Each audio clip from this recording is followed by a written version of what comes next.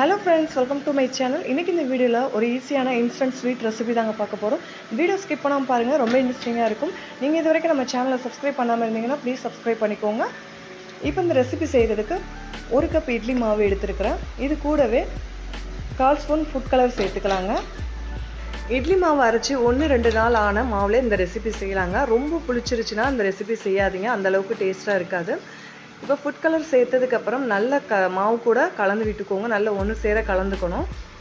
ரொம்ப ஈஸியாக இட்லி மாவு இருந்தாலே போதும், சட்டுன்னு ஒரு 2 நிமிஷத்தில் நம்ம வந்து ஸ்வீட் செஞ்சு சாப்பிட்றலாம். இப்போ பார்த்தீங்கன்னா நான் ஃபுல்லாக கலந்துட்டேன். இது எல்லாமே ஒன்று சேர கலந்ததுக்கப்புறம் கூடவே நான் 1 டேபிள் ஸ்பூன் அளவு மைதா சேர்த்துருக்கேன். உங்களுக்கு மைதா விருப்பம் இல்லை அப்படின்னா நீங்கள் கோதுமை மாவு, கார்ன்ஃப்ளவர் இந்த மாதிரி சேர்த்துக்கலாங்க. இந்த மாவில் எது வேணாலும் சேர்த்துக்கலாம். நான் இப்போ மைதா சேர்த்துருக்கேன். மைதா சேர்த்துட்டு கொஞ்சம் கூட கட்டிகள் இல்லாமல் கலந்து விட்டுக்கோங்க. நீங்கள் கட்டியாக இருந்ததுன்னா நம்ம வந்து ஜிலேபி புழியிறப்ப அங்கங்கே தேங்கி நின்றுக்கும், சரியாக வந்து நம்மளுக்கு ஜிலேபி சைஸ் வராது. இப்போ பார்த்தீங்கன்னா ரெடி ஆகிடுச்சு மாவு. இப்போ இந்த மாவு வந்து ஃபில் பண்ணிக்கிறதுக்கு நான் வந்து ஒரு பால் கவர் எடுத்துருக்கிறேன். பால் பாக்கெட் கவர் எடுத்துருக்கிறேன். நல்லா க்ளீன் பண்ணிவிட்டு எடுத்துக்கோங்க. நீங்கள் வந்து இந்த கோதுமை மாவு கவர் கூட எடுத்துக்கலாம், கோதுமை மைதா கவர் கூட வச்சு யூஸ் பண்ணிக்கலாம். நம்ம மாவு ஃபுல்லாக வந்து ஃபில் பண்ணிவிட்டு நல்லா டைட் பண்ணிக்கிட்டேன். இந்த கார்னரில் மட்டும் சின்னதாக ஒரு கட் கொடுத்துக்கோங்க. நிறைய கொடுத்துட்டிங்கன்னா மொத்தமாக மாவு கொட்டிடும்.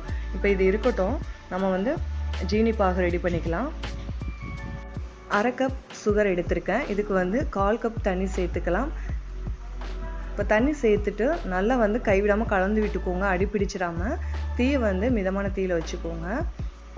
இது வந்து கண்டிப்பாக ஒரு கம்பி பதம் வரணும், அது வரைக்கும் நம்ம கலந்து விட்டுக்கணும். இப்போ நல்லா கலந்து விட்டுட்டு நல்லா கொதி வரட்டும். இப்போ பார்த்தீங்கன்னா நல்லா கொதிக்க ஆரம்பிச்சிருச்சு.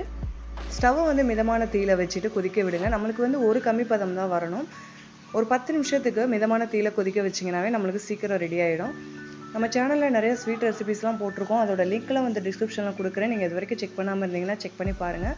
வீடியோஸ்லாம் பிடிச்சிருந்தா நம்ம சேனலை சப்ஸ்கிரைப் பண்ணிக்கோங்க. இப்போ பார்த்தீங்கன்னா நம்மளுக்கு ஒரு கம்பி பதம் ரெடி ஆகிடுச்சு. ஒரு கம்பி பதம் அப்படின்னா ஒரு கம்பி மாதிரி ஃபார்ம் ஆகி கட் ஆகணும், அதான் ஒரு கம்பி பதம்.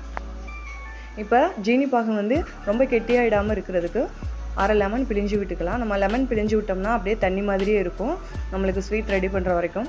இப்போ பார்த்தீங்கன்னா நம்மளுக்கு ஜீனி பாகு ரெடி ஆகிடுச்சு. இதை எடுத்து ஓரமாக வச்சுட்டு நம்ம வந்து ஸ்வீட் செய்ய ஆரம்பிச்சிடலாம். இப்போ வந்து இந்த ஸ்வீட் செய்கிறதுக்கு நான் ஒரு கடாயில் எண்ணெய் சேர்த்துருக்கேன். எண்ணெய் நல்லா காஞ்சிடுச்சு. உங்களுக்கு எந்த ஷேப்பில் வந்து ஜிலேபி வேணுமோ அந்தளவுக்கு நீங்கள் பிழிஞ்சு எடுத்துக்கோங்க. இது வந்து கடையிலலாம் கிடைக்கிற மாதிரி பர்ஃபெக்டாக இருக்குமா அப்படின்னா கண்டிப்பாக இருக்காது. நம்ம கடையில் கிடைக்கிற மாதிரி சாப்பிடணும் அப்படின்னா கண்டிப்பாக மாவு அரைச்சி செஞ்சால் தான் அந்த மாதிரி வருது. இதில் வந்து அந்தளவுக்கு பர்ஃபெக்டாக வரல, ஆனால் ஓரளவுக்கு டேஸ்ட்டாக இருக்குது. இப்போ பார்த்தீங்கன்னா இந்த ஜிலேபி வேகிறதுக்கு ஒவ்வொரு சைடும் 2 நிமிஷம் மட்டும் இருந்தாலே போதுங்க. எண்ணெய் நல்லா மிதமான தீயில் வச்சுக்கோங்க. ரொம்ப ஹீட்டில் வச்சுட்டிங்கன்னா கருகி போயிடும். மிதமான தீயில் வச்சு பொரிச்சுக்கோங்க. பார்த்தீங்கன்னா ஒரு சைடு 2 நிமிஷத்தில் வெந்துருச்சு. இப்போ அடுத்த சைடு திருப்பி விட்ருக்கேன். ரொம்ப நேரம் எடுக்காது ஜிலேபி வேகிறதுக்கு. இப்போ இது வெந்ததுக்கப்புறம் நம்ம வேறு பிளேட்டுக்கு ட்ரான்ஸ்ஃபர் பண்ணிக்கலாங்க. ரொம்ப ஈஸியாக செஞ்சிடலாம். நம்ம வீட்டில் இருக்கக்கூடிய பொருளை வச்சு டக்குன்னு ஜிலேபி சாப்பிடணும்னு ஆசையாக இருந்துச்சுன்னா இட்லி மாவு எடுத்து மைதா, கோதுமை இந்த மாதிரி ஏதாவது ஒன்று இருந்தாலே போதும், ரொம்ப ஈஸியாக செஞ்சிடலாம். இப்போ பார்த்தீங்கன்னா 2 சைடுமே நல்லா வெந்துடுச்சு. நான் பிளேட்டுக்கு மாற்றிட்டேன். மீதி இருக்க எல்லா மாவையுமே பொரித்து எடுத்துக்கலாம். ஜிலேபி எல்லாத்தையும் பொரித்து எடுத்ததுக்கப்புறம் அந்த ஜிலேபி வந்து சூடாக இருக்கிறப்பவே நம்ம ஜீனி பாகில் சேர்த்து ஒரு 3 நிமிஷம் வரைக்கும் ஊற வச்சு எடுத்துக்கலாங்க. அவ்வளோதான், நம்மளுக்கு சுவையான ஜிலேபி ரெடி ஆகிடுச்சு. வீட்டில் இருக்கக்கூடிய இட்லி மாவு வச்சு இன்ஸ்டண்ட்டாக ரொம்ப ஈஸியாக நம்மளுக்கு ஸ்வீட் ரெடி பண்ணிட்டோம். நீங்களும் இது மாதிரி ட்ரை பண்ணி பாருங்கள். ட்ரை பண்ணிவிட்டு உங்களோட ஃபீட்பேக்கை மறக்காமல் ஷேர் பண்ணுங்கள். நாளைக்கு வேறு ஒரு இன்ட்ரெஸ்டிங்கான வீடியோட சந்திப்போம். தேங்க்யூ.